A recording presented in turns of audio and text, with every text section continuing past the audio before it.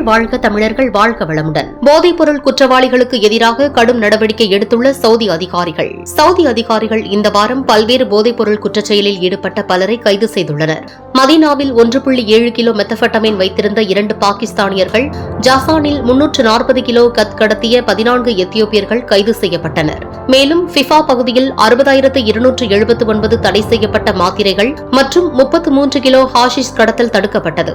மீறியவர்களுக்கு எதிரான ஆரம்ப சட்ட நடவடிக்கைகள் முடிந்து கைப்பற்றப்பட்ட பொருட்கள் அதிகாரிகளிடம் ஒப்படைக்கப்பட்டன. மெக்கா, மதீனா, ரியாத் கிழக்கு மாகாணங்களில் 111, பிற இடங்களில் 999 மற்றும் 994 என்ற எண்களுக்கு அழைத்து போதைப்பொருள் தொடர்பான தகவல்களை தெரிவிக்க குடிமக்கள் மற்றும் குடியிருப்பாளர்களிடம் பாதுகாப்பு படைகள் கேட்டுக் கொண்டனர். அனைத்து தகவல்களும் ரகசியமாக கையாளப்படும் என அதிகாரிகள் தெரிவித்தனர்.